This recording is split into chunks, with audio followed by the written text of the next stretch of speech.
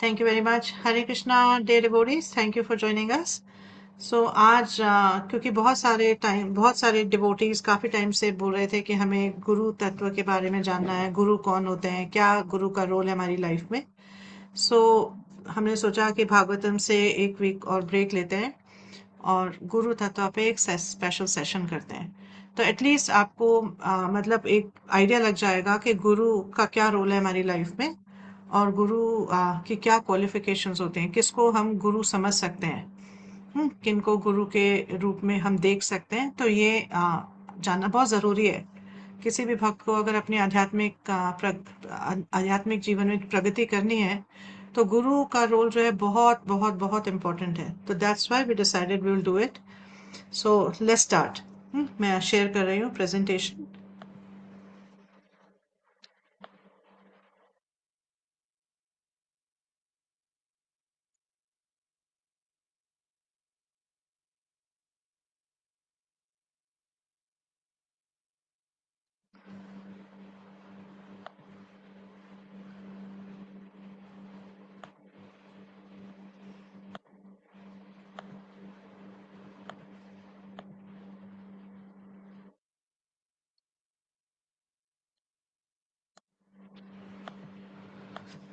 Okay, तो आज के हमारे सेशन का नाम है गुरु तत्व, the architecture of divine guidance in ISKCON.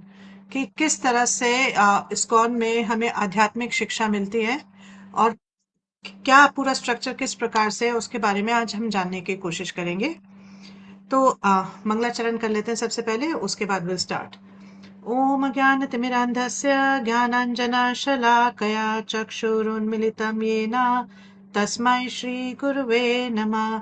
श्रीचैतन्यमनोभीष्टं स्थापितं येन भूतले स्वयं रूपः कदा मह्यं ददाति स्वपदान्तिकम्। वन्देऽहं श्रीगुरो श्रीयुतपदकमलं श्रीगुरून् वैष्णवांश्च श्रीरूपं साग्रजातं सहगण रघुनाथान्वितं तं सजीवं साद्वैतं सावधूतं परिजनसहितं कृष्ण चैतन्य देवं श्रीराधा कृष्ण पदान् सहगण ललिता श्री विशाखान्वितांश्च। हे कृष्ण करुणा सिंधु दीनबंधु जगतपते गोपेश गोपिका कांत राधा कांत नमोस्तुते। तप्त कांचन गौरांगी राधे वृंदावनेश्वरी वृषभानुसुते देवी प्रणमामि हरिप्रिये। वाञ्छाकल्पतरुभ्यश्च कृपा सिन्धुभ्यैव च पतितानां पावनेभ्यो वैष्णवेभ्यो नमो नमः। जय श्री कृष्ण चैतन्य प्रभु नित्यानंदा श्री अद्वैत गदाधर श्रीवासादि गौर भक्त वृंदा। हरे कृष्णा कृष्णा कृष्णा हरे हरे, हरे रामा राम राम हरे हरे।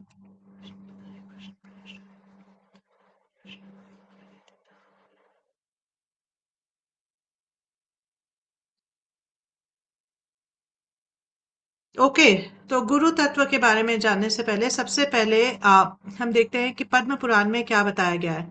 तो पद्म पुराण में बताया गया है कि संप्रदाय विहीन ये मंत्रश्च निष्फला मतः। कि अगर कोई भी मंत्र अगर हमें संप्रदाय में नहीं मिलता है तो उस मंत्र का कोई बहुत ज्यादा फल हमें प्राप्त नहीं होता है।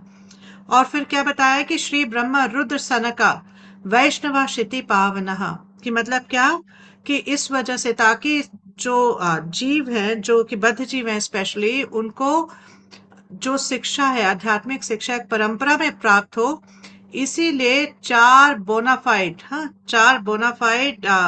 जो है वैष्णव संप्रदाय पद्म पुराण में मेंशन्ड है।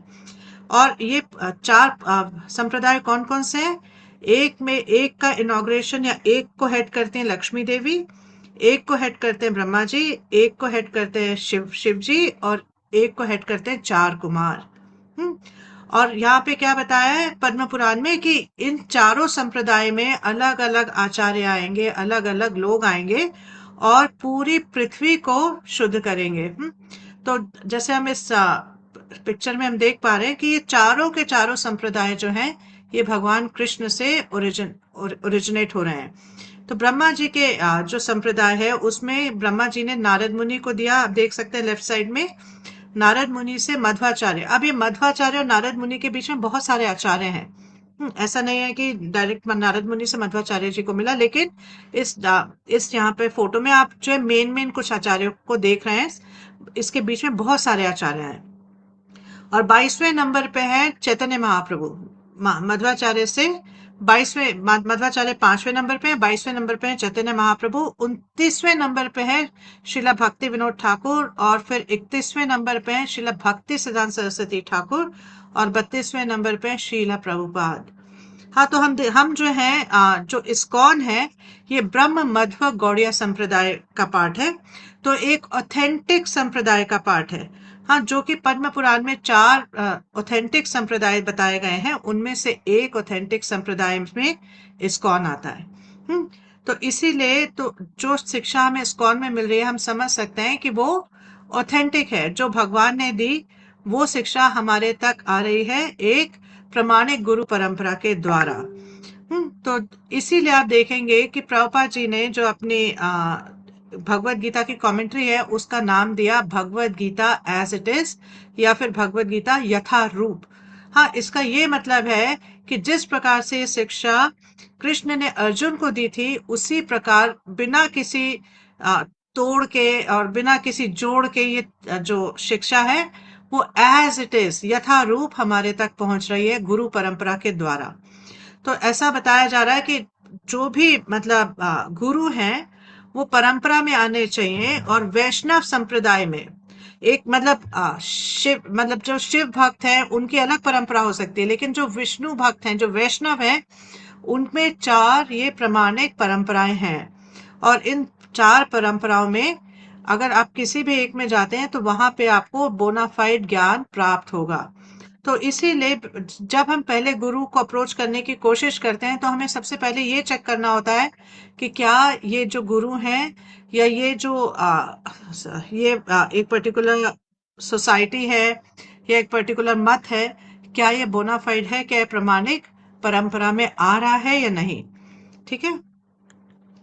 फिर हम ये भी जानने की कोशिश करते हैं। प्रभुपाद जी जो है टीचिंग्स ऑफ लॉर्ड कपिला में बताते हैं कि जो कृपा है भगवान की, जो कृपा है वो भगवान से कभी भी डायरेक्टली नहीं मिलती है ना। अगर हम ये सोचे अच्छा कृष्ण कृपा करेंगे कृष्ण कृपा करेंगे, तो एक्चुअली कृष्ण की कृपा करने का तरीका ही भक्तों के थ्रू है। भगवान अपनी कृपा को भक्तों की मतलब भगवान की कृपा जो है भक्तों की धरोहर है। तो क्या होता है भक्त इस कृपा को आगे पास ऑन करते हैं। तो यहाँ पे Prabhupada teachings of Lord Kapil की शिक्षाएं जो देवहूति के पुत्र हैं उन कपिल की शिक्षाओं में प्रभुपाद जी कहते हैं कि क्या होता है कि एक मतलब एक गुरु जो है वो अपने गुरु को पूरी पूरी रिस्पेक्ट देता है। पूरी रिस्पेक्ट देता है। और फिर उसके गुरु जो है अपने गुरु को पूरी रिस्पेक्ट देते हैं। तो इस तरह से हमसे कृष्ण तक जो है पूरी रिस्पेक्ट किस तरह से पहुंचती है, एक परंपरा के थ्रू। और इसी प्रकार भगवान की कृपा जो है हमारे थ्रू भी परंपरा के थ्रू आती है। तो जैसे आपने दंडवत किया या आप कुछ पूजा कर रहे हैं, जैसे जो लोग स्पेशली भोग ऑफर करते हैं, भोग मंत्र जो देखते हैं, तो उसमें देखेंगे कि हम जो भोग मंत्र भी ऑफर करते हैं वो गुरु परंपरा के थ्रू करते हैं। तो डायरेक्टली कृष्ण को ऑफर नहीं करते, क्योंकि कृष्ण से हमारा कोई ऐसे डायरेक्ट संबंध अभी नहीं है ना। भगवान हमें कैसे जानते हैं, गुरु परंपरा के थ्रू जानते हैं। जब हमारे गुरु जो है हमें रेकमेंड करते हैं अपने गुरु को, और फिर उनके गुरु अपने गुरु को हमें रेकमेंड करते हैं, तो इस तरह से ये रेकमेंडेशन का प्रोसेस कृष्ण तक जाता है। इसी तरह भोग भी जो है इस तरह से कृष्ण के पास जाता है। और कृपा जो है इसी तरह से भगवान से, क्योंकि कृपा जो है भगवान से आती है, तो कृपा भी भगवान से गुरु परंपरा के थ्रू एक भक्त तक आती है। तो आप ये समझ सकते हैं कि कितनी ज्यादा इंपॉर्टेंस है इस परंपरा की। तो जब हम इस भौतिक जगत से भगवत धाम भी लौटते हैं, तो ऐसा नहीं है कि हम गुरु के ऊपर कूद के या परंपरा के ऊपर कूद के सीधा कृष्ण के पास पहुंच जाते हैं, ऐसा नहीं होता है। हाँ, ये परंपरा के थ्रू ही जाते हैं, रिकमेंडेशन के थ्रू जाते हैं कि गुरु जो है हमें रेकमेंड करेंगे प्रभुपाद जी को कि प्रभुपाद जी मैं जानता हूँ इस व्यक्ति को, हाँ ये मेरा शिष्य है और इसको जो जो मैंने इंस्ट्रक्शंस दी, जो जो निर्देश दिए इसने पूरा करने की कोशिश की है, तो इसको आप अपनी कृपा दीजिए। फिर प्रभुपाद अपने गुरु को बोलते हैं। इस तरह से रिकमेंडेशन के प्रोसेस के थ्रू एक जीव जो है भगवत धाम भी वापस लौटता है। फिर प्रभुपाद जी और बताते हैं, और ये भागवतम के 8वें स्कंद के 16वें चैप्टर के 24वें श्लोक के परपोर्ट में बताते हैं कि एक गुरु जो है, एक प्रामाणिक गुरु जो है कुछ अपना जोड़ नहीं लगाते हैं। मतलब अगर वो आपको कोई फिलॉसफी दे रहे हैं, कुछ निर्देश दे रहे हैं, तो ऐसा नहीं कि अपने मन से दे रहे हैं। अगर वो अपने मन से दे रहे हैं तो फिर वो प्रामाणिक नहीं है। प्रामाणिक गुरु जो है वही देते हैं जो उनको परंपरा के थ्रू ज्ञान प्राप्त होता है। तो मतलब इसी तरह से पूरा ये परंपरा का प्रोसेस चलता है कि जैसे कृष्ण से ब्रह्मा जी को मिला, ब्रह्मा जी ने नारद मुनि को दिया एज इट इज, बिना उसमें अपना कुछ जोड़े, बिना उसमें से कुछ निकाले। फिर इसी तरह से ये नॉलेज और ये जो कृपा है ये परंपरा के थ्रू फ्लो करती है और हमारे तक पहुंचती है। तो एक प्रामाणिक गुरु वो है जिन्हें अपने गुरु की कृपा प्राप्त है। ठीक है ना, जिन्होंने अपने जिनको अपने गुरु की कृपा प्राप्त है। और ऐसा बताया जाता है कि एक प्रामाणिक गुरु वो है जो कि एक प्रामाणिक शिष्य है। मतलब सबसे पहले एक आइडियल डिसाइपल होना बहुत जरूरी है। किसी को भी आइडियल गुरु बनने के लिए एक आइडियल डिसाइपल होना बहुत जरूरी है। तो हम आगे इसके बारे में चर्चा करेंगे कि कैसे हम समझें कि कौन जो गुरु हैं वो प्रामाणिक हैं या किन की शरण हमें लेनी चाहिए। ठीक है। अब गुरु का क्या मतलब है? तो गुरु जो है, गु मतलब कि अंधेरा या फिर अज्ञानता, और रू मतलब जो उसको हटाए। हाँ, तो गुरु जो है एक्चुअली में क्या है? भगवान की कृपा, कृपा शक्ति जो है उसके रिप्रेजेंटेटिव है। तो भगवान जो है एक गुरु को भेजते हैं हमारी लाइफ में ताकि वो हमें सही रास्ता दिखा सके, जिससे कि हम भगवत धाम लौट सके। अलग अलग निर्देश देके, अलग अलग तरह से हमारे को सेवाओं में लगाकर वो हमारा जो भगवत धाम का रास्ता है उसको क्लियर करते हैं। तो इसीलिए जो लोग थोड़े से पुराने अगर हैं और उनको नाम अपराध के बारे में कुछ आइडिया है, तो हम देखेंगे तीसरा नाम अपराध क्या है कि गुरु को साधारण मनुष्य समझना, ये एक अपराध है। तो गुरु जो एक साधारण मनुष्य नहीं, हालांकि जब हम उन्हें देखते हैं यहाँ पर तो हमें लगता है कि जैसे उनकी बॉडी है वैसे हमारी बॉडी है, जैसे हमें बीमारी आती है वैसे गुरु को बीमारी आ रही है। हम्म जैसे हमें कुछ दिक्कतें होती हैं वैसे गुरु को हो रही है। वो it is an outer body. Actually गुरु जो है वो बॉडी नहीं है। हम लोग पूरी बॉडीली कॉन्सेप्शन में होते हैं, बट गुरु जो है, एक प्रामाणिक गुरु जो है बॉडीली कॉन्सेप्शन में नहीं होते। और वो क्या है? वो भगवान के ट्रू रिप्रेजेंटेटिव हैं। इसीलिए शिला विश्वनाथ चक्रवर्ती ठाकुर जब गुरु अष्टकम प्रेयर्स को उन्होंने लिखा, तो उन्होंने क्या लिखा 7वें में? साक्षात हरित्वेन समस्त शास्त्र, कि सारे शास्त्र क्या कहते हैं कि गुरु क्या है? साक्षात हरि हैं। मतलब हमारे जीवन में कृष्ण किस तरह से आए हैं, किस तरह से भगवान हमारे जीवन में प्रवेश करते हैं? एक गुरु के रूप में। और एक गुरु के रूप में हमें अलग अलग प्रकार से गाइड करते हैं, अलग अलग प्रकार से इंस्ट्रक्शन देते हैं, जिससे कि हम भगवत धाम वापस लौट सकें, जिससे हमें कृष्ण की कृपा प्राप्त हो सके। तो ये बात जो है बहुत जरूरी है जानना कि हालांकि हमें कई बार देखेगा ऐसे, हम एटलीस्ट हमें लगेगा कि गुरु जो है वो कुछ गलत कर रहे हैं, कि जैसे हम गलती करते हैं ऐसे गुरु गलती करते हैं, बट एक्चुअली में ऐसा होता नहीं है। मैं आपको एक ना एग्जाम्पल से बताने की कोशिश करती हूँ। तो प्रभुपाद जी के टाइम की बात है, प्रभुपाद जी के एक शिष्य ने इसको शेयर किया कि प्रभुपाद जी के साथ वो लंदन में थे। लंदन में थे तो एक का ऊपर से प्लेन जा रहा था। तो प्लेन जब एयरप्लेन जा रहा था तो प्रभुपाद जी ने कहा कि ये this plane is going to Calais. Calais जो है वो एक जगह है, तो वहां पे जा रहा है। तो उस भक्त ने जैसे देखा, उसने डायरेक्शन देखा प्लेन का, वो जा रहा है, बोला प्रभुपाद दिस दिस कैले इज नॉट दिस साइड, कैले इस साइड नहीं है, ये तो डोवर का रास्ता है। हाँ, डोवर की साइड जा रहा है प्लेन, ये कैले की तरफ नहीं जा रहा। और ये जो प्लेन है ये इस टाइम जो जाता है ये डोवर ही जाता है, ये कैले नहीं जाता। तो प्रभुपाद जी ने उनको देखा एंड प्रभुपाद ने बोला this plane is going to कैले।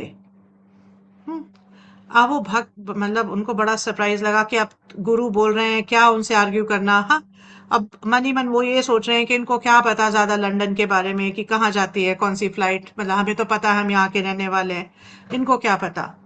तो अगले दिन मतलब just to prove a point, उन्होंने एयरलाइंस मतलब को कॉल किया और बोला कि अच्छा, ये जो जो इतने बजे ये फ्लाइट गई थी, ये कहाँ गई थी। हम्म ताकि वो प्रभुपाद जी को बता सकें कि हाँ जी, मैंने कहा था डोवर जा रही है, तो डोवर ही गई थी। तो उस एयरलाइन की जो दूसरी साइड थी लड़की, उसने बताया कि yesterday this flight went to Calais. There was some problem in Dover, Dover में कुछ प्रॉब्लम थी, तो इसीलिए फ्लाइट को रीस मतलब उसका जो पाथ है वो चेंज किया गया और उसको कैले की तरफ मोड़ा गया, तो वो जो फ्लाइट है वो कैले गई। तो जब उस भक्त ने ये सुना तो उसको विश्वास नहीं हुआ। हाँ, उसको विश्वास नहीं हुआ कि मतलब क्या है ये। हाँ, प्रभा जी को कैसे पता कि ये फ्लाइट कैले जा रही है। तो हम मतलब ये एक जस्ट इंस्टेंस है। तो इससे हम समझ सकते हैं कि गुरु साधारण व्यक्ति नहीं है। हालांकि ऐसा लगता है कि कई बार हम कि वो जो है कुछ गलती कर रहे हैं, बट एक्चुअली में मोस्ट ऑफ द टाइम्स, हालांकि वो जीव तत्व है तो गलती कर सकते हैं, क्योंकि भगवान के सिवाय कोई भी ऐसा नहीं है जो गलती नहीं कर सकता। तो जीव तत्व हैं, गलती कर सकते हैं, लेकिन अ लॉट ऑफ टाइम्स जो हमें गलतियां नजर आती हैं, ये वो क्या होती हैं, हमारी छोटी या मोटी बुद्धि जिसको कहते हैं, उसकी वजह से हमें नजर आती हैं। बट वास्तविकता में एक जो शुद्ध भक्त होता है, भगवान का, उससे जो नॉर्मल गलतियां नहीं होती। और अगर कोई गलती होती भी है तो वो भगवान के प्लान के अनुसार होती है। तो इसीलिए जब हम किसी गुरु को देखें और हमें लगे कि हमने उनको उनको देखा है और ये प्रमाणिक गुरु हैं, हाँ, और अभी हम और भी क्वालिफिकेशंस को डिस्कस करेंगे। अगर उनमें ये सब क्वालिफिकेशंस हैं तो मुझे समझ जाना चाहिए कि ये साधारण व्यक्ति नहीं है। तो मेरे को उनके साथ अपनी डीलिंग्स में बहुत केयरफुल होना चाहिए। तो जैसे कि हम गुरु वंदना में गाते हैं, श्री गुरु चरण पद्मा केवल भक्ति सदमा। तो और क्या बताया जाता है कि बहुत सावधान होकर उनका उनसे प्रार्थना करनी चाहिए, बहुत सावधानी से, क्योंकि हम किसी ऑर्डिनरी व्यक्ति से डील नहीं कर रहे हैं, हम साक्षात हरि कृष्ण के साक्षात रिप्रेजेंटेटिव से डील कर रहे हैं। तो we have to be extremely extremely extremely careful. ठीक है। अब हम जानने की कोशिश करते हैं कि भैया हमें स्पिरिचुअल मास्टर या गुरु की जरूरत क्या है। जैसे कई लोग बोलते हैं कि कृष्ण के धाम जाना है, कृष्ण से संबंध बनाना है, बीच में गुरु की क्या जरूरत है, हम सीधा कृष्ण को अप्रोच कर लेते हैं, गुरु की क्या जरूरत है ना। तो हमारे शास्त्रों में एक जगह नहीं, बहुत जगह ये मेंशन्ड है कि एक बद्ध जीव के लिए डायरेक्टली कृष्ण के पास जाना पॉसिबल नहीं है। एक बद्ध जीव को कृष्ण को डायरेक्टली एक्सेस कर पाना पॉसिबल नहीं है। तो क्या करना पड़ता है, हमें बीच में एक ऐसे व्यक्ति की जरूरत है जो हमें यहां से वहां तक पहुंचा सके, एक ब्रिज। जैसे होता है ना, एक ब्रिज, नदी के इस छोर से दूसरे नदी के दूसरे छोर तक अगर आपको पहुंचना है तो एक ब्रिज की जरूरत है। तो गुरु उस ब्रिज का कार्य करते हैं। गुरु उस ब्रिज का कार्य करते हैं, क्योंकि गुरु को पता है कि कृष्ण कि क्या डिजायर है, कृष्ण क्या चाहते हैं, और कृष्ण के पास पहुंचने के लिए हमारे अंदर क्या क्वालिफिकेशंस होनी चाहिए। तो गुरु उस तरह से अपने शिष्य को ट्रेन करते हैं, उस तरह से उसको इंस्ट्रक्शंस देते हैं। हम्म तो कई बार हमें ऐसा लग सकता है कि गुरु ने तो बड़ी ऐसे सिंपल से इंस्ट्रक्शन दे दिया है, जब भी बोलो जब भी देखो तो गुरु कहते हैं चैंट अटेंटिवली। हाँ, कुछ हमें कोई मतलब हायर कुछ नहीं बताते, सिर्फ ये बोलते रहते हैं चैंट अटेंटिवली, चैंट अटेंटिवली। क्योंकि हम इतने मूर्ख हैं कि हम अपने गुरु की जो इंस्ट्रक्शंस होती है उनको समझ नहीं पाते। गुरु जो है एसेंस देते हैं, जो सारी चीजों का सार है वो एसेंस के रूप में जब देते हैं, तो हम इतने मूर्ख हैं कि उसको समझ नहीं पाते। तो जिस व्यक्ति को गुरु में श्रद्धा हो पूरी, तो उसके लिए आध्यात्मिक जीवन बहुत आसान हो जाता है, क्योंकि उसको ये समझ में आ जाता है कि मुझे ये करना है, मेरे गुरु ये चाहते हैं, और मेरे को उन पे पूरा फेथ है, मेरे को उनमें पूरी श्रद्धा है कि उनमें ये कैपेबिलिटी है कि वो मुझे भगवान के चरणों तक ले जाएं, और वो मेरे वेल विशर हैं और वो मुझे वहां तक ले जा सकते हैं। तो भागवतम में ये बोट की या एक नाव की जो है उपमा दी जाती है कि जो ये ह्यूमन फॉर्म ऑफ लाइफ है, मनुष्य जीवन जो है, ये एक नाव की तरह है। जिसमें बैठकर आप भव सागर को पार कर सकते हैं। हमने बहुत बार सुना है कि जो मनुष्य योनि है, ये सबसे कंड्यूसिव है इस मटेरियल ओशन को क्रॉस करने के लिए, भव सागर को पार करने के लिए सबसे परफेक्ट योनि क्या है? मनुष्य योनि। और जो स्पिरिचुअल मास्टर हैं वो क्या है, या गुरु जो है वो क्या है?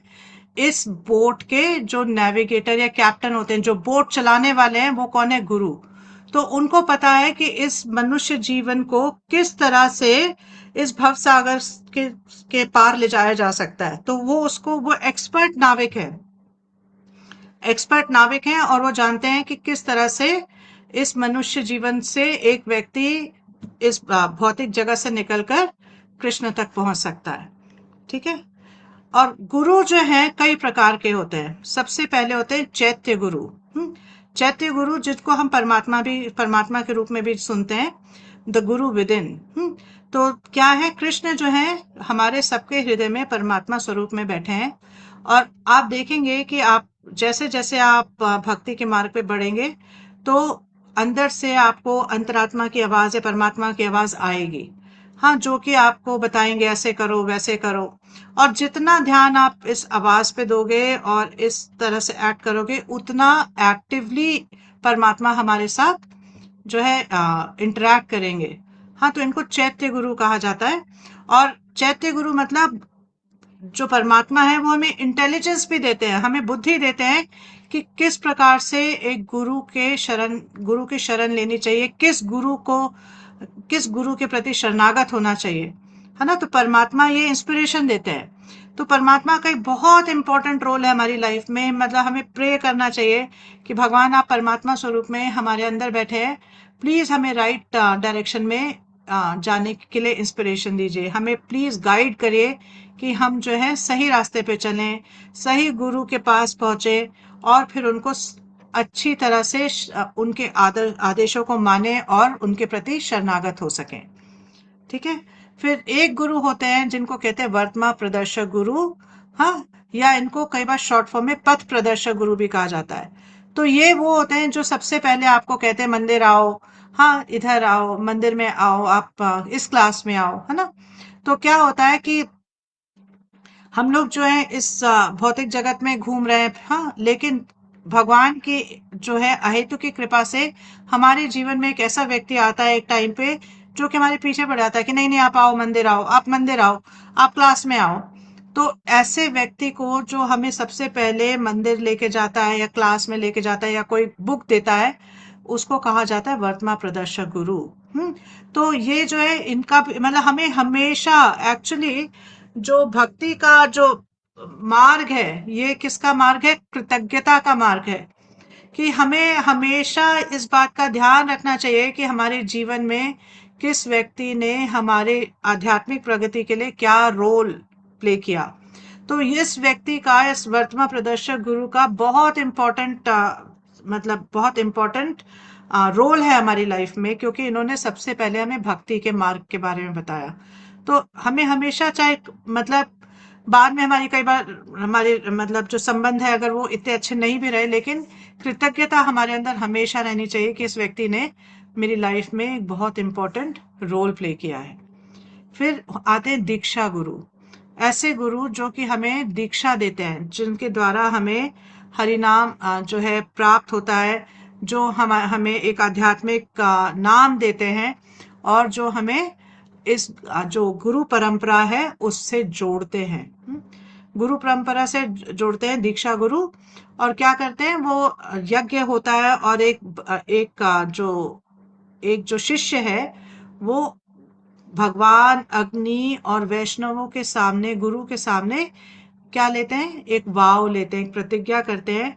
हाँ, और क्या बताते हैं कि मैं जो है माला जप करूंगा, मैं कुछ नियमों का पालन करूंगा। हाँ, तो ये किस लिए दिया जाता है? ये किस लिए किया जाता है? ताकि हम जो है, क्योंकि मन जो है बहुत ज्यादा चंचल है। अगर आप मन के वश में आएंगे तो मन आपको नरक में ले जाके दम लेगा। तो मन जो है बहुत ज्यादा चंचल है। तो इसीलिए दीक्षा गुरु जो है हमें जब दीक्षा देते हैं तो कुछ वाउज लेते हैं, ताकि हम अपने मन को स्थिर रख सकें। अब मन जो है कब एक दिन कहेगा जब करो, आज मत करो, आज अच्छा नहीं लग रहा, लेकिन अगर आपने प्रतिज्ञा की है तो आपको ये बात ध्यान में रहेगी कि नहीं भी मन कर रहा मुझे आज जप करना है, क्योंकि मैंने गुरु के सामने, जितने भी देवी देवता है उनके सामने, अग्नि के सामने, भगवान के सामने ये प्रतिज्ञा की थी कि मैं जप करूंगा, तो इसलिए मुझे जप करना है। तो मतलब दीक्षा गुरु एक व्यक्ति के जीवन में सिर्फ एक होते हैं। हाँ, ऐसा नहीं है कि आपने आज यहाँ से दीक्षा ली, कल वहां से दीक्षा ली, परसों वहां से दीक्षा ली, ऐसा नहीं है। एक प्रामाणिक दीक्षा गुरु एक व्यक्ति के जीवन में सिर्फ एक होते हैं। फिर नेक्स्ट होते हैं शिक्षा गुरु। शिक्षा गुरु जो है वो क्या करते हैं, वो इंस्ट्रक्शंस देते हैं। तो दीक्षा, बहुत बार दीक्षा गुरु ही हमारे शिक्षा गुरु होते हैं, और कई बार ऐसा होता है कि हमारे दीक्षा गुरु बहुत बिजी हैं, या उन जो है अब वो इस भौतिक जगत में नहीं है, भगवत धाम लौट गए हैं, तो हम अब जो है शिक्षा गुरु से भी इंस्ट्रक्शंस ले सकते हैं।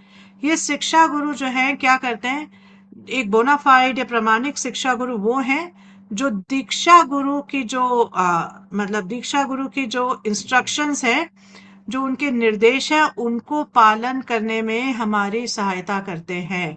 हाँ, तो एक प्रॉपर शिक्षा गुरु वो है कि वो हमें हेल्प करते हैं कि जो दीक्षा गुरु ने हमें इंस्ट्रक्शंस दिए हैं, प्रमाणिक दीक्षा गुरु ने जो हमें इंस्ट्रक्शंस दिए हैं, उसका पालन हम कैसे कर सके। ठीक है, तो ये बहुत इंपॉर्टेंट रोल है। और हमारी लाइफ में कई शिक्षा गुरु हो सकते हैं, जरूरी नहीं है कि एक शिक्षा गुरु हो, कई शिक्षा गुरु हो सकते हैं।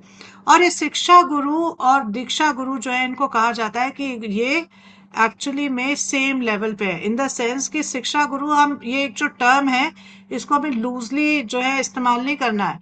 ये नहीं कि हम किसी क्लास में जा रहे हैं, 10 दिन तक हम किसी क्लास में गए, वो हमारे शिक्षा गुरु हो गए, नहीं। शिक्षा गुरु बहुत हाई टर्म है। शिक्षा गुरु में भी ये कैपेसिटी होती है कि वो आपको भगवत धाम ले जा सके। तो जब तक किसी में ऐसी कैपेसिटी नहीं है, उसको हम शिक्षा गुरु नहीं कह सकते। उसको हम अपना काउंसलर कह सकते हैं, मेंटर कह सकते हैं, गाइड कह सकते हैं, बट शिक्षा गुरु नहीं कह सकते। हाँ, तो बहुत ही ध्यान से, ये वर्ड्स जो है हैवी है। गुरु जो अपने आप में एक वर्ड है, उसका मतलब हैवी। तो गुरु जो है बहुत हैवी है, मतलब वो हमारा जीवन, क्योंकि हम बद्ध जीव है, जानवरों की तरह हमारा जीवन है, उससे हमें भगवत धाम ले जाने के लिए एक बहुत ऐसे व्यक्ति की जरूरत है जो हमारा मार्गदर्शन कर सके और हैवी इंस्ट्रक्शंस दे सके। तो इसलिए शिक्षा गुरु और दीक्षा गुरु जो है, ये बहुत एलिवेटेड प्लेटफॉर्म्स है। ऐसे नहीं कि हम किसी को भी शिक्षा गुरु बोल दें। ठीक है, अब रिलेशनशिप क्या होता है शिक्षा गुरु और दीक्षा गुरु में, तो दोनों ही कृष्ण की कृपा के को रिप्रेजेंट करते हैं, लेकिन उनकी डीलिंग्स जो है डिफरेंट होती है ना। तो मतलब इस तरह से जो मतलब गाइडेंस है, वो नॉर्मली शिक्षा गुरु देते हैं, और मतलब कृपा जो है वो परंपरा से जोड़ने का कार्य वो दीक्षा गुरु करते हैं। तो शिक्षा गुरु और दीक्षा गुरु दोनों जो है, आप मतलब किसी भी भक्त की लाइफ में दोनों का बहुत इंपॉर्टेंट रोल है। ऐसा नहीं है कि बस दीक्षा गुरु है तो बस, और किसी की हमें जरूरत नहीं है। अगर तो हमें दीक्षा गुरु से इतना मतलब ऐसे ऐसा रिलेशनशिप है कि हमें रेगुलरली उनसे इंस्ट्रक्शंस मिल रही है, हम उनके पास कभी भी अप्रोच कर सकते हैं, तो हो सकता है कि शिक्षा गुरु की उतनी जरूरत ना पड़े। लेकिन इस्कॉन का जैसे स्ट्रक्चर है, तो जैसे क्योंकि प्रचार जो है, महाप्रभु का जो मिशन है वो प्रचार का मिशन है, तो नॉर्मली हमने देखा है कि दीक्षा गुरु जो होते हैं उनके पास इतना समय नहीं होता कि वो हर डिसाइपल को बहुत समय दे सकें। तो इसीलिए शिक्षा गुरु की जरूरत पड़ती है। तो शिक्षा गुरु भी जो है हमारी लाइफ में कई रोल्स प्ले करते हैं। कई शिक्षा गुरु जो है हो सकते हैं कि हमारे को हेल्प करें कि हम अपनी डे टू डे लाइफ को कैसे आगे बढ़ाएं। कई शिक्षा गुरु जो है हमें एक डिफरेंट लेवल पे हेल्प करते हैं कि हम हमारा क्या मूड होना चाहिए, उस मूड को ट्यून करने के लिए। तो इसीलिए डिफरेंट डिफरेंट शिक्षा गुरु एक व्यक्ति के हो सकते हैं। तो जनरली क्या होता है कि एक जो एक पथ प्रदर्शक या वर्तमान प्रदर्शक गुरु होते हैं, वो एक व्यक्ति को शिक्षा गुरु तक लेके जाते हैं। और शिक्षा गुरु नॉर्मली जब हम किसी से शिक्षा लेते हैं, तो हम उनके अगर मूड को समझते हैं और उनके मूड से अलाइन होते हैं, और हमें समझ में आता है कि ये इनका मूड जो है हमें पूरी तरह से समझ में आ रहा है और हम इनके प्रति शरणागत हो सकते हैं, तो वही हमारे दीक्षा गुरु का रूप भी ले लेते हैं। कई केसेस में ऐसा होता है ना। तो एक बोनाफाइड या प्रमाणिक शिक्षा गुरु कौन है, जो एक प्रामाणिक दीक्षा गुरु की इंस्ट्रक्शंस को फॉलो करने में हमें हेल्प करते हैं, हमें इस हमारा मूड जो है उसको ट्यून करते हैं, हमारे जो अनर्थ हैं उन पे कैसे काबू पाया जाए के बारे में हमें ट्रेन करते हैं, और किस तरह से जो हमारी वाव्स हैं उन पे हम दृढ़ता से बने रहें उसकी हमें शक्ति देते हैं। तो बहुत इम्पोर्टेंट है दीक्षा गुरु का रोल, और बहुत इम्पोर्टेंट है शिक्षा गुरु का रोल। ठीक है। जो गुरु हैं ये क्या है, transparent via medium. Prabha ji इस वर्ड को बहुत यूज करते हैं, ट्रांसपेरेंट वाया मीडियम। मतलब कि गुरु जो है, जो परंपरा का जो भी ज्ञान है, जो परंपरा के आदेश हैं, निर्देश हैं, उनको एज इट इज देते हैं। उसमें ना कुछ ऐड करते हैं ना कुछ निकालते हैं। मतलब कि जो कृष्ण ने शिक्षा दी है वो आपके पास एज इट इज आ रही है। तो जैसे कि अगर बीच में एक शीशा है, तो शीशे में हम बिल्कुल डायरेक्टली देख सकते हैं कि कृष्ण वहां है, हम यहाँ हैं। तो इसी तरह से एकदम ट्रांसपेरेंट होते हैं, बीच में जो है अटकते नहीं, इन द सेंस कि उनका काम जो है हमें कृष्ण तक पहुंचाना है। उनका मतलब बिल्कुल ट्रांसपेरेंट तरीके से वो इस कार्य को करते हैं। तो इसमें बिल्कुल भी जो कोई भी शिक्षा जो हमारे तक आ रही है उसमें ना वो कुछ जोड़ रहे हैं ना कुछ निकाल रहे हैं। और जब हम अगर हम गुरु की रिस्पेक्ट नहीं करते हैं तो इसका मतलब हम पूरी की पूरी परंपरा को डिसरिस्पेक्ट कर रहे हैं, है ना। ये बहुत इंपॉर्टेंट है कि अगर हम गुरु के किसी आदेश को नहीं मान रहे हैं तो इसका मतलब है कि हम पूरी की पूरी जो परंपरा है उसको मतलब उसको लाइटली ले रहे हैं। हमें नहीं लगता कि अच्छा ये इतना इम्पोर्टेंट है। तो आप सोच सकते हैं ये स्पिरिचुअल सुसाइड है, ये ना आत्महत्या के समान है। आध्यात्मिक आत्महत्या कैसे कर सकते हैं कि हम गुरु को लाइटली ले लें कि अच्छा गुरु ने ये बोला है, हमारे पे तो एप्लीकेबल नहीं है। हाँ, तो अगर हम ऐसा सोचते हैं तो हम कहीं ना कहीं गुरु की पोजीशन को नीचा कर रहे हैं। और जब हम गुरु की पोजीशन को नीचा कर रहे हैं तो पूरी की पूरी परंपरा जो है उससे इफेक्ट होती है। हम्म क्योंकि ये पूरी चेन है। हमें समझना चाहिए कि पूरी की पूरी एक चेन है। ये एक मर्सी चेन है, कृपा की एक चेन है। तो इस बात को बहुत ध्यान रखना चाहिए। और इस्कॉन में हमें ये भी बात ध्यान रखनी चाहिए कि श्रीला प्रभुपाद जो है उनकी एक बहुत यूनिक पोजीशन है।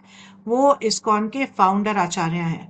कभी हम आप लोगों से फाउंडर आचार्य के बारे में भी शेयर करेंगे कि फाउंडर आचार्य की क्या पोजीशन होती है ना। तो जितने भी इस्कॉन से जुड़े हुए लोग हैं उनके प्राइमरी और प्री एमिनेंट शिक्षा गुरु कौन है? श्रीला प्रभुपाद। और इसको हम कैसे समझ सकते हैं कि हमें जो भी, जब हम शुरू शुरू में आते हैं, जब हमें गुरु का भी शरण नहीं भी मिली है, जो भी हमें और आगे भी चल के जो भी हमें ज्ञान प्राप्त होता है वो श्रीला प्रभुपाद की पुस्तकों के द्वारा, उनके ग्रंथों के द्वारा प्राप्त होता है। जो भी हम सुनते हैं किसी से, भक्तों से सुनते हैं, वो कहाँ से आया है? इस्कॉन में वो प्रभुपाद जी के ग्रंथों के द्वारा आया है। तो ये बात हमें कभी भूलनी नहीं चाहिए कि प्रभुपाद जी की बहुत यूनिक पोजीशन है। प्रभुपाद जी सिर्फ एक गुरु नहीं है, प्रभुपाद जी आचार्य हैं, फाउंडर आचार्य। तो कभी हम जब डिस्कस करेंगे तो आप देखेंगे कि फाउंडर आचार्य कितना हैवी वर्ड है, ये इसको लाइटली नहीं लेना है। और specially in case of Prabhupada हम देखते हैं कि शास्त्रों में उल्लेख है कि एक महाप्रभु के एक सेनापति भक्त आएंगे। श्रील भक्ति विनोद ठाकुर कहते हैं कि महाप्रभु के एक सेनापति भक्त आएंगे जो सारे विश्व में जो है कृष्ण भावना का प्रचार करेंगे। तो प्रभुपाद जी के बारे में शास्त्रों में भी मतलब, और हमारे आचार्यों ने भी बताया है कि ऐसे एक भक्त आएंगे जब वो इस तरह से प्रचार करेंगे कि विदेशी लोग जो है वो भारत भूमि पे आके जो है क्या करेंगे, नृत्य करेंगे और हरिनाम करेंगे। तो हम देख रहे हैं कि प्रभुपाद जी की कृपा से ये हो रहा है। हम्म तो इसीलिए बहुत जरूरी है कि हम प्रभुपाद जी की पोजीशन को कभी भी नीचा ना करें, और हमेशा ये ध्यान रखें कि प्रभुपाद जी जो है हम सबके सेवियर हैं, हम सबको बचाने वाले हैं, और इस्कॉन के फाउंडर आचार्य हैं। हमारा गुरु से जो संबंध है वो तो है ही, लेकिन हम सबका प्रभुपाद जी से भी एक संबंध होना जरूरी है। इसका मतलब ये कि हम प्रभुपाद जी से अपने संबंध को बनाएं। प्रभुपाद जी से हम प्रेयर्स कर सकते हैं, जब उनके शास्त्रों को पढ़ते हैं तो हम उनसे प्रेयर्स कर सकते हैं कि आप अपनी कृपा हमें दीजिए, ताकि हम समझ सकें कि आप हमसे क्या चाहते हैं, आप हमें क्या बताना चाह रहे हैं। हम जैसे लोगों को तारने के लिए प्रभुपाद जी आए हैं, सेनापति भक्त बन के हम जैसे लोगों को तारने के लिए आए हैं। तो इसीलिए प्रभुपाद जी की कृपा प्राप्त करना बहुत जरूरी है। ठीक है। और अब हम ये जानने की कोशिश करते हैं कि जितने भी हमारे जो आचार्य हो रखे हैं, पहले के जो आचार्य हैं, उनका क्या रोल है। तो जब हम जितने भी आचार्य हैं, षट गोस्वामी से लेकर आगे भी हमारे जितने भी आचार्य हैं, उनकी जितनी भी शिक्षाएं हैं, तो हम उसको कैसे देखते हैं? हम प्रभुपाद जी के लेंस से देखते हैं कि प्रभुपाद जी ने उनकी शिक्षाओं को किस तरह से हमारे सामने प्रेजेंट किया है। तो हमें उसको उसी तरह से लेना है। और उसका रीजन क्या है? आप लोग बोल सकते हैं कि ये तो बड़ा क्रेजी है कि हम डायरेक्टली जो है मतलब जो हमारे परंपरा में है उनकी शिक्षाओं को हम डायरेक्टली क्यों नहीं कर सकते?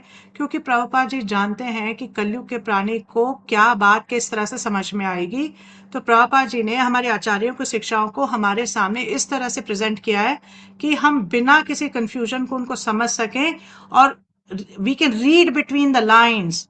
हाँ, क्योंकि अदरवाइज जब हम उनके जो बुक्स हैं उनको जब हम डायरेक्टली पढ़ते हैं तो हमें ऐसा लग सकता है हमें समझ में आ रहा है, बट 99% चीजें हमें समझ नहीं आती। लेकिन जब हमें प्रभुपाद जी प्रेजेंट करते हैं तो एक्चुअली में आचार्यों का क्या मूड है, किस मूड में वो बात कही गई है, प्रभुपाद जी उसका निचोड़ लेके हमारे सामने प्रेजेंट करते हैं। ठीक है ना? तो बहुत जरूरी है कि जो सिद्धांत है, ये जो पूरा गौड़िया सिद्धांत है, हम उसको प्रभुपाद जी के लेंस के द्वारा देखें। हाँ, प्रभुपाद जी ने हमें किस तरह से दिया उस तरह से देखें। ठीक है? अब हम देखते हैं कि क्वालिटीज क्या होती है, एक प्रामाणिक गुरु की क्या क्वालिटीज होती हैं। तो प्रामाणिक गुरु जो है सबसे पहले गोस्वामी होने चाहिए। गोस्वामी का क्या मतलब है? कि अपनी जितने भी सेंसेस है, अपनी इंद्रियों पर उनका कंट्रोल होना चाहिए। ऐसा नहीं कि वो कुछ भी बोल देते हैं, हाँ, और उनका मन पूरी तरह विचलित रहता है, हाँ, और गुस्से में रहते हैं, और मतलब उनका खाने पे कोई कंट्रोल नहीं है, ऐसा नहीं है। एक जो प्रामाणिक गुरु है वो क्या होने चाहिए? गोस्वामी, कि जब वो बोले तो उनकी बात में भार भार हो, वेट हो कुछ। कैसे कुछ भी ऐसे नहीं कि अच्छा हाँ हाँ ही करके कुछ भी बोल दे, नहीं, उनकी बातों में वेट हो। और क्या होना चाहिए? फिक्स्ड इन सिद्धांत, कि मतलब उनको फिलॉसफी में वो पूरी तरह से फिक्स्ड होने चाहिए कि ये हमारी फिलॉसफी है। और वो फिलॉसफी को उन्होंने अपनी लाइफ में प्रैक्टिस करके रियलाइज किया होना चाहिए। और ये अब कई भक्ति बोल सकते हैं हमें कैसे पता चलेगा? तो जब हम गुरु के को अप्रोच करते हैं उससे पहले हमें क्या करना चाहिए? उनको स्टडी करना चाहिए। उनके समय निकाल के उनके आचरण को स्टडी करना चाहिए। उनकी वाणी को जो है सुनना चाहिए कि वो क्या बोल रहे हैं, किस तरह से उनका बिहेवियर है, कैसे वो बिहेव करते हैं। ये सारी चीजें हमारी जिम्मेदारी है। हाँ, हम जल्दबाजी में गुरु को, किसी भी गुरु को अप्रोच करें, उनसे शरण ले लें, फिर हम बोले कि अरे हमारे गुरु तो ऐसे नहीं निकले या वैसे नहीं निकले, तो गलती किसकी है? वो हमारी है। क्योंकि हम शॉर्टकट चाहते थे और हमने जो ड्यू डिलिजेंस है उसको नहीं किया, तो वो गलती हमारी है। ठीक है? तो और गुरु कैसे, और इस्कॉन में स्पेशली जो गुरु बनने का प्रोसेस है बहुत टीडियस है। मतलब एक व्यक्ति को बहुत सालों तक ऑब्जर्व किया जाता है कि इसकी साधना कैसी है, इसका व्यवहार किस प्रकार का है। बहुत सारे लोगों से उनके बारे में अलग अलग मतलब उनकी क्या राय है ये पूछी जाती है। और बहुत सालों में ऑब्जर्व करने के बाद कि इनका अपने गुरु के प्रति कितनी कितनी श्रद्धा है, इनका प्रभुपाद जी के प्रति कितनी श्रद्धा है, ये सब देखने के बाद बहुत मुश्किल से इस्कॉन में गुरु का पद प्राप्त होता है। तो इसका लेकिन ये मतलब नहीं है कि अच्छा अब इस्कॉन वालों ने तो कर लिया अपना ड्यू डिलिजेंस, अब हमें क्या करने की जरूरत है। नहीं, ये बात नहीं है। हम किसको हम किसके प्रति शरणागत हो सकते हैं, ये देखना हमारी जिम्मेदारी है। ये इस्कॉन ऐसा सोसाइटी की जिम्मेदारी नहीं है, क्योंकि बहुत सारे गुरु हैं। हम्म तो किसको हम सरेंडर कर सकते हैं, ये हमारी रिस्पॉन्सिबिलिटी है ना? और क्या है कि बहुत सारे मतलब आप देखेंगे कि डिविएशंस भी हैं। तो बहुत सारे डिविएशंस हैं, हमें कहीं पे कहीं कोई आचार्य दिख जाते हैं, आचार्य दिस इज दिस, हाँ, या सो गुरु। ये जो है अपने आप गुरु बन गए हैं, कोई परंपरा में नहीं है, प्रामाणिक गुरु नहीं है। हाँ, तो जब तक ये परंपरा में कोई व्यक्ति नहीं आ रहा है, एक प्रामाणिक नहीं व्यक्ति नहीं है, तब तक वो एक्चुअली में गुरु नहीं है। और जब हम गुरु को सिलेक्ट करना चाहते हैं, हम बहुत सारे आप लोग हैं, कई बार ये प्रश्न पूछते हैं हम कैसे जाने हम कौन से गुरु से दीक्षा ले। तो सबसे पहले चेक करना है कि वो प्रामाणिक परंपरा में आ रहे हैं। ठीक है? और दूसरा है कि वो जो प्रभुपाद जी का मूड है और प्रभुपाद जी का जो मिशन है, जो चैतन्य महाप्रभु का मिशन है, उसको आगे बढ़ाने में उनका क्या सहयोग है, हम्म वो देखना बहुत जरूरी है। तीसरा, कि क्या वो परंपरा की जो शिक्षाएं हैं उनको एज इट इज प्रेजेंट कर रहे हैं। तो इसका बड़ा अच्छा तरीका, आप प्रभुपाद जी के भी लेक्चर सुनिए और आपको पता चल जाएगा प्रभुपाद जी का क्या मूड है। फिर आप उसके हिसाब से देख सकते हैं कि जिस व्यक्ति से मैं दीक्षा लेना चाह रहा हूँ या चाह रही हूँ, उनका किस प्रकार का मूड है। क्या वो प्रभुपाद जी की शिक्षाओं को, गुरु परंपरा की शिक्षाओं को एज इट इज प्रेजेंट कर रहे हैं या नहीं, है ना। और फिर क्या गोस्वामी हमने डिस्कस कर लिया कि अपने सेंसेस पे उनको कंट्रोल होना चाहिए। और फिर क्या है, हमारे शास्त्र बताते हैं श्रोत्रियम ब्रह्मनिष्ठम, कि उन्होंने अपने गुरु से सुना होना चाहिए और उनकी निष्ठा होनी चाहिए गुरु के वचनों में। हम्म तो मतलब जो, इसीलिए मैं कह रही थी पहले कि जो एक आइडियल गुरु हैं वो एक आइडियल डिसाइपल भी होते हैं। तो बहुत आसान है, हम देख सकते हैं कि हमारे जो, जिनसे हम दीक्षा लेना चाह रहे हैं, वो किस प्रकार के शिष्य हैं। क्या वो अपने गुरु को पूरी तरह से समर्पित हैं, किस प्रकार के शिष्य हैं। तो इससे भी हमें पता चल सकता है कि ये गुरु प्रामाणिक है नहीं। और उनमें ये एबिलिटी होनी चाहिए कि वो हमें कृष्ण के पास ले जा सके, वो हमें इस तरह से इंस्ट्रक्ट कर सके कि वो हमें भगवत धाम लौटा सके। और वो अपने जो जो आचार्य हैं उनके जो उनकी जो इंस्ट्रक्शंस है, उनका जो कंडक्ट है, उसको फॉलो कर रहे हैं या नहीं, ये चीज देखने की है। कभी भी हमें ना सेंटिमेंटल रीजन से गुरु को नहीं चुनना चाहिए। कई बार लोग चुनते हैं कि ऐसे ऐसे ना, वो गुरु जो है वो बहुत अच्छा गाते हैं, बहुत अच्छा कीर्तन करते हैं, मेरे को बड़ी अट्रैक्शन है कीर्तन से, इसलिए मैं उनसे दीक्षा लेना चाहता हूँ। No, that's not the real reason for taking दीक्षा। इसी तरह कई बार लोग बोलते हैं कि हमारे जिनसे मैं दीक्षा लेना चाह रहा हूँ ना, उनकी पर्सनालिटी इतनी ज्यादा अच्छी है, I am so attracted to his personality या हर पर्सनालिटी, इसलिए मैं दीक्षा लेना चाहता हूँ। That is also no reason. So ये जो है, ये क्वालिफिकेशंस दी गई हैं कि जब आप किसी गुरु के शरण में जाना चाहते हैं तो आप देखिए, इन सारी चीजों को इवेल्युएट करिए।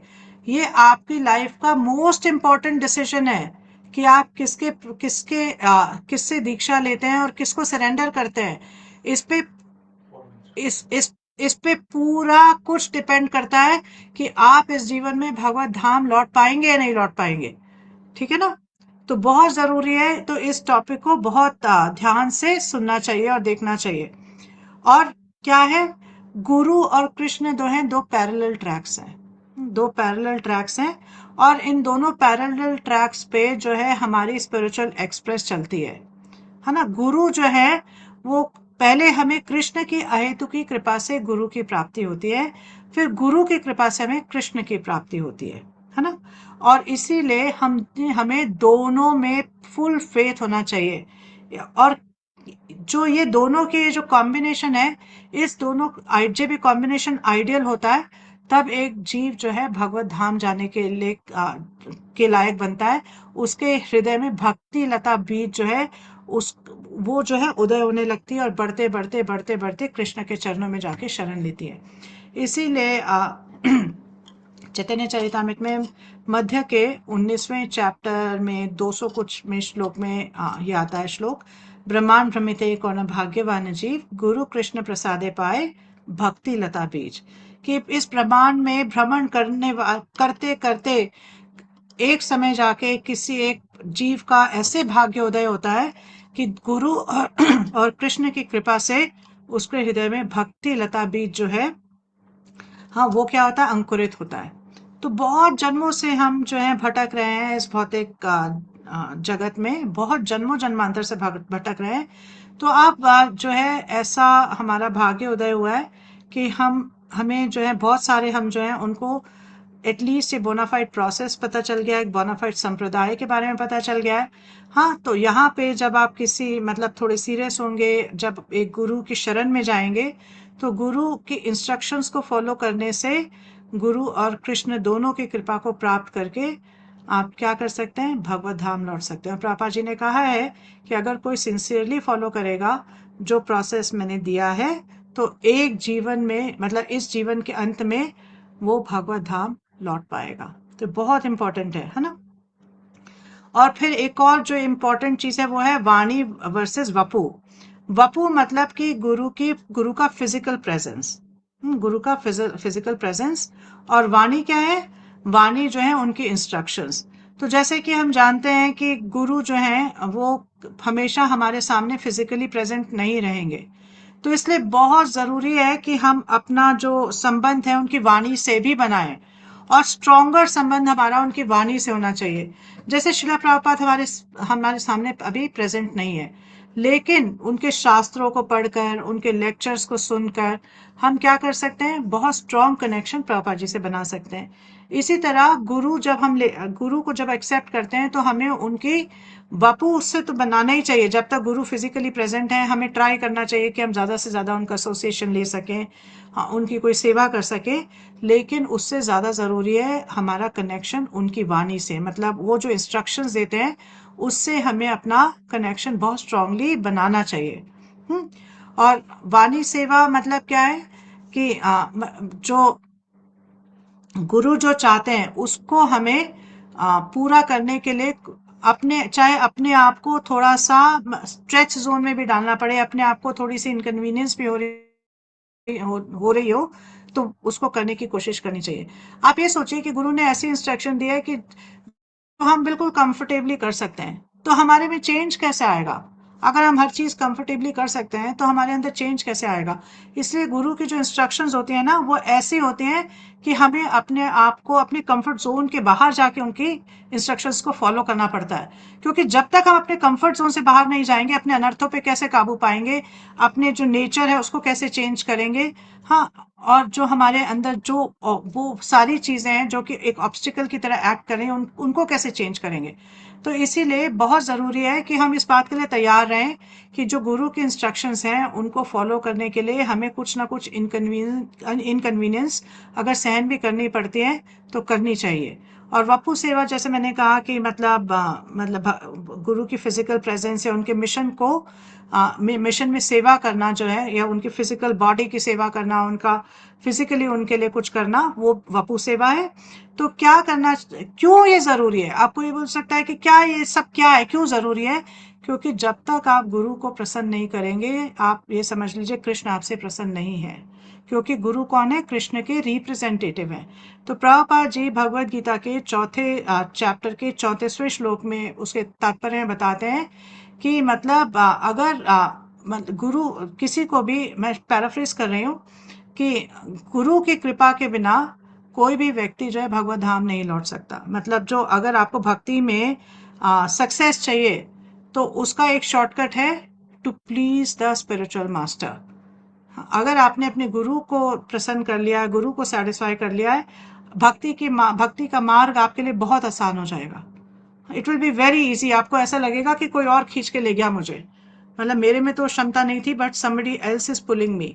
तो इसलिए बहुत जरूरी है गुरु के रोल को समझना, और इसको मतलब ये कितना गंभीर है ये पूरा तत्व है, और ये पूरा जो उनका रोल है कितना सीरियस रोल है और कितना इम्पोर्टेंट रोल है हमारी लाइफ में, इस बात को समझना। ठीक है।